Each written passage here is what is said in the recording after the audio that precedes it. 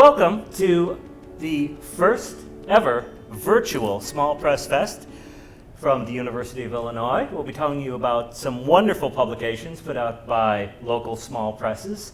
My name is Monty. My name is Karen, and we're going to start with a set of beautiful experimental fiction from the Meekling Press, run by Rebecca Elliott. When I first read the description of this, I was very curious about what experimental fiction was, and then when I got here and saw all of this beautiful artwork, I realized that is exactly what experimental fiction should be. So if you look at this, you've got a little paper garbage can shape, and you open it up, and there's poetry inside. It just keeps going. Oscar the Grouch. Poetry is nice too. It's absolutely gorgeous. Can you imagine the time it took to make that? So you see how creative these artists are, these artists slash authors slash poets. We also have a set of old school floppy disks with poetry written on the outside, and these, it looks like handmade stamps decorating them on the inside. And these are, all of the artwork is for sale, and these are $4 a piece, which is quite a steal for all the time that must have taken going into that. And then the Meekling Press also offers this gorgeous book that has a quotation stamped on the outside. It's probably hard to see from there, but you can kind of feel it. And it was printed at Art Farm, Nebraska. So this comes all the way from the cornfields of Nebraska, and when you open it up, you can see these beautiful folds. You can see all that gorgeous printing inside. I love the colors. The blues and the greens are very calming. It's a lovely, very soothing art piece. Yes, and this is from the Meekling Press out of Chicago. It is a collective of artists and writers, and it is a group which produces anything from, as you see, very small items for $4 up to larger $50 artist books. Now, our next artist slash writer is Aim Beland. Aim Beland is a trans storyteller from Chicago, also a very, very accomplished visual artist, if this is any indication here. We've got a couple of Aim's publications. One is a Riso press, little booklet or pamphlet or just little piece you could call it. It is something which melds the visual and literary form here. And we've got a little How to Brew Coffee in a French Press. Again, it is instructional as well as very, very dainty and beautiful and creative. That is Aim Beland out of Chicago. These mini risograph scenes are $2 each. Next up, we have a local artist slash boxer named Kofi. And as you can see, this is another person with many, many, many talents. And Kofi creates these awesome, awesome manga zines, comics, booklets, where you can see here the main character is a black character, and the goal here is to bridge, excuse me, I have a direct quote here. It increases black representation in the form of manga, and it builds international bridges. That's the goal of these pieces of art slash writing. They all have these amazing stories. You can see the artwork is incredibly vivid. It's very bold. It's this awesome character. Look at that expressive face. And the colors really jump out at you to really draw the reader slash admirer in. Yeah. All right, next up we have Grant Thomas. Grant Thomas is a comic artist and writer from Champaign, Illinois. Now, Grant produces several different items, including a series of tiny, tiny little, and when we say small press, sometimes we are very literal about this, very small, exquisite little books, often focusing on environmental issues. He also produces My Life in Records, which is small, but these are in color. Really, really cool. I think they are a delight to look at. Just the colors themselves, but don't go just for the colors. These are autobiographical and music-based. And then we have Doom Comics. Dodo. Sorry. Dodo Comics. I'm the Dodo. These are also the Dodo. Dodo Comics come out, I'm not quite sure how often, but there are several of them, so it is a periodical of a sort. If you are interested in Grant Thomas, well, the information will be on screen for you. All right, next we have two really, really cool comics. Here we've got a comic, one issue of a comic by an artist named Andrea Pearson. She is another Chicago-based artist, and she creates a series of comics called the No Pants Revolution, and they're somewhat autobiographical. They feature her and her observations on life in general, the struggles she encounters day to day, and this one comes with a page of stickers at the back. You can don't see this too often. Decorate your own pantsless person. You can give them some underwear. And I just love how whimsical this is. She's clearly having a lot of fun creating all of this. And Andrea Pearson's work is also featured in this comic collection. This features the work of several artists out of Chicago, including our own Aim Beland, whom we met earlier, the creator of these tiny little zines. And this is the Season of the Witch is a very, very fancy, shiny paged comic that features several different stories, several different styles of art. Some have words, some have only pictures, and it just celebrates the artistry of Chicago comic artists. And how many artists do we have involved in this right here? 17 tales. 17 tales.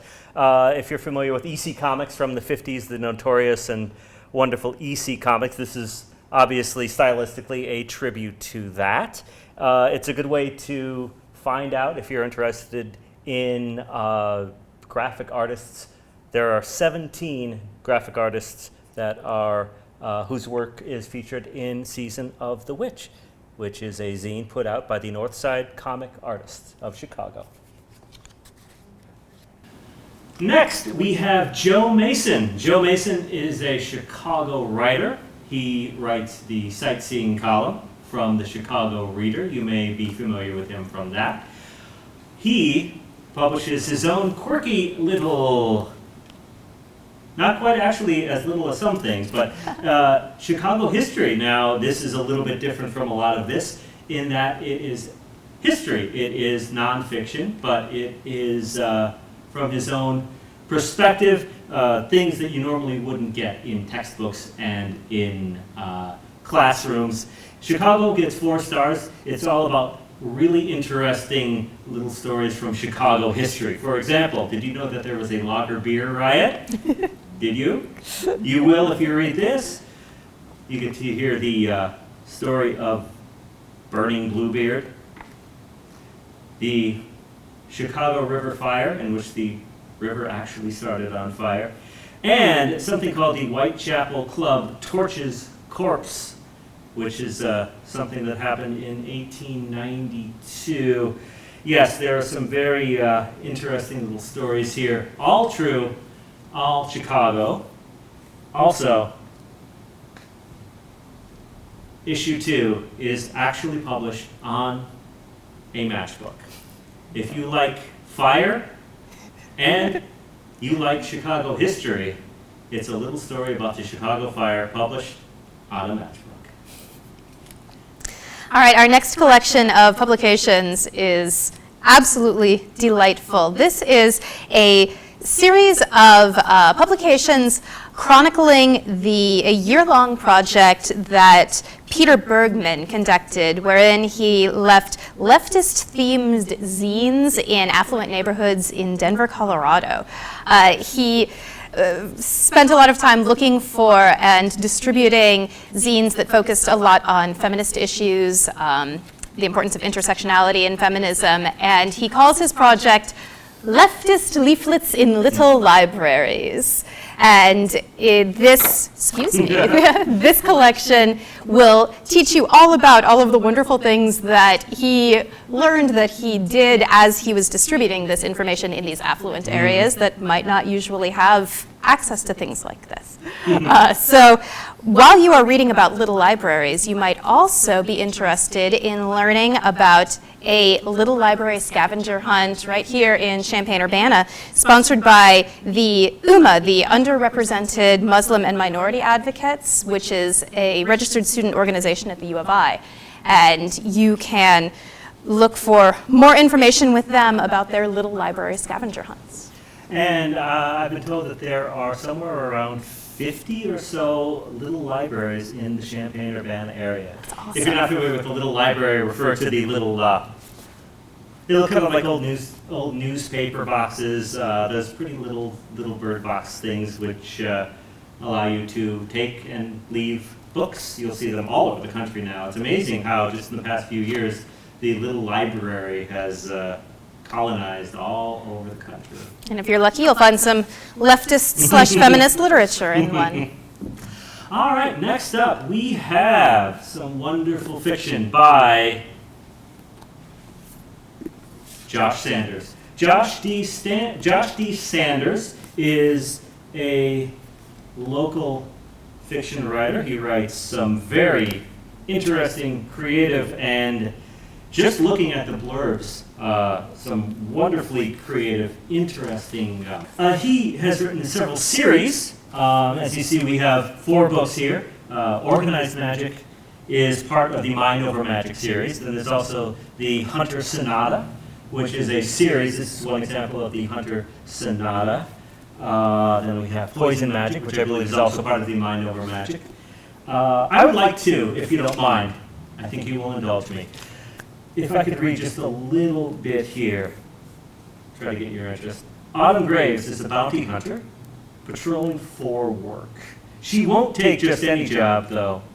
Only the hardest and worst of the bunch are good enough to test her skills and abilities. When a dark wizard plans to summon a god to grant him unlimited power, Autumn's true nature will be put to the ultimate test. That's something pretty much all of us can identify with right there. Whether or not you actually are a bounty hunter, if you like a ripping good yarn, I think Josh D. Sanders has quite a few for you. Now he self-publishes under his own name, Josh D. Sanders. I am super, super excited about these next publications. I think they're absolutely marvelous. This is a series of zines by Liz Mason, who manages Quimby's bookstore in Chicago. And she is selling several issues of Awesome Things, Caboose, and... I'm sorry, when you say Awesome Things, it is literally called Awesome Things. Yes. These little books are part of a publication called Awesome Things. And they are literally lists of things that are awesome. Just reading them, you feel very cozy and happy, and it's a good reminder that there is goodness in the world. There are good things that you can be surrounded by, and awesomeness. We also have Caboose, which is a very, very interesting, kind of eclectic little publication that has several different kinds of literary/artistic content. You can see lots of different drawings, lots of different typesets to indicate the different sections. And then we also have a zine called Cul-de-sac that she publishes. And again, beautiful, beautiful artwork here, and very interesting stories, essays, poems, etc. Just kind of an eclectic collection here from Liz Mason. The prices here are also very, very reasonable. Everything ranges between $1 to $5. And again, it is all for sale. I should have mentioned that and reminded you that you can purchase all of these wonderful things. Thank you, Karen. All right, next up we have some work by Julia Arredondo. Julia is originally from Texas, but she's now based in Chicago, and she is, as well as being an artist and writer, quite the entrepreneur. She is the owner of Curandera Press, as well as Vice Versa Press. And those of you who know Spanish know that curandera refers to traditional medicine, including things like, as you can see here, spells to kill your boss. And when I say spells to kill your boss, there are literally spells listed in here. There are also, not only do you have words, but you have some very whimsical, fun artwork as well. And if you are into killing your boss or just causing mayhem with traditional magic, or you just like whimsy, I think this can appeal to a lot of what you want out of a small press pamphlet. Pamphlet is not the word. It is a tiny little book. That is what it is. Also, some prayers, incantations, realizations, seals, and dichos for better friendship. Guide to being broke and fabulous. Something that I think most of us could take some hinters on. Mm-hmm. A video blessing kiosk with a wonderful little candle here. So yes, this is Julia Arredondo out of Chicago. All right. Next up, we've got collections of issues of magazines from the Champagne Chinese magazine. Now, this is a publication that has been around. It's been printed locally for nearly 30 years, and I do not know Chinese well enough to have known this just by looking, but this magazine is printed in two different forms of one language and then a second language. We've got the traditional Chinese, the simplified Chinese, and then, of course, English. The goal of the Champagne Chinese magazine is to maintain and promote cultural diversity and understanding, and they have both online and print editions that are read, distributed among readers in 50 countries/regions all around the world. So 50. That's pretty, yeah. Wow. That's really impressive for just a tiny little local publication. All right, next up we have Ninth Letter. Ninth Letter is the official publication of a registered student organization at the U of I. Actually, it is the creative writing program. It is their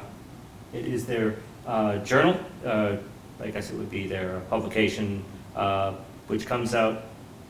I don't know how often it does come out. I believe twice a year. I think twice a year. It has, as you can see, it has wonderful covers. It has many works from the University of Illinois students.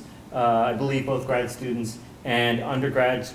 It has everything from poetry to prose to short fiction. It has screenplays. It has visual art. It has photography. It is a multi-form forum for people to show their creations, and it is, as I said, it is a U of I publication, an official U of I publication called The Ninth Letter. Yeah, it's kind of just an awesome way to celebrate all of the different talents of U of I students. Mm-hmm. And another way to celebrate the talents of U of I students is through the Montage Arts Journal. This is another student-run publication, and it features everything from scripts to photography. It features a little bit of, it's called an arts journal because it features all different arts. It's not just written publications. It's a little bit of writing, but as you can see, it also has some images of actual physical artwork created by students. It's got some scripts in here. Here's another beautiful photograph that was done by a student. So the montage is true to its name, just a little bit of everything. It has published 13 issues so far and plans to release a 14th issue this year. And yeah, this one I'm pretty sure is annual. I believe they put out one per school year. All right, and we have come to our final publication, or our final publisher, so to speak. I don't know if you would call it a publisher. It is Small Press. This is some very interesting work here. This is Will Arnold, or actually, these are publications put out by Will Arnold. What Will Arnold does is he takes pre-existing comics. In this case, we have two examples. We have Fight, and then we have Ghostland. Ghostland, he takes original art from a 1970s Casper comic and sort of mixes it up. It is like a visual mashup where he just creates stories with just the background art. And sort of choose your own adventure. There is no text whatsoever, but that it is interesting. It's an experiment in your own brain. When you read something like this, you get to make up your own story with the original 1970s art. Something very similar he did with this comic called Fight from the 1940s, which is a far more violent comic than Casper from the 1970s. It does not, also, it does not have any dialogue except for, well, actually, I'll take that back. It does have a little bit of dialogue, unlike the Casper, but it is totally reimagined. He has taken this old comic and both physically and, well done. Can I do that over? This is, yeah, it's cooler than I thought, actually. All right. Can I, do you mind, I'll just, you can try to do it as smoothly as I can. All right. And then here we have Fight, which is based on a comic from, I believe, 1940, in which he takes the art, kind of like Roy Lichtenstein, and has put it on this long fold out. On the back, we have the original dialogue. So, it is a very interesting little take on the original form, and it is reimagined as, I don't even know what this genre is. That's the wonderful thing about so many of these. They are their own art form. I don't know, what would you call this? It is An accordion zine? An accordion zine. It is an accordion zine reimagining of 1940s violent comic book art with, I mean, in the abstract, it's so fun to watch these very well-muscled, violent men and, hey guys, cut it out. Guys, stop. Have a coconut on me, pal. I'm in a generous mood. That and many more dialogue balloons you will be able to read when you get Fight. Thank you so much for your time. We appreciate your listening to and learning more about all of these amazing artists and the incredible things that they've created. We hope that you're inspired to go learn more about them and check out the rest of their work on your own, maybe even create something yourself. Yes, thank you very much. Maybe next year we can do this all in person, but for now, let's do it virtually. And as Karen said, so much creativity in this. I believe every single one of these is based somewhere in Illinois, some in the Champaign-Urbana area, some in Chicago, but all wonderful, creative, very small press, but big talent. Yeah. Thank you.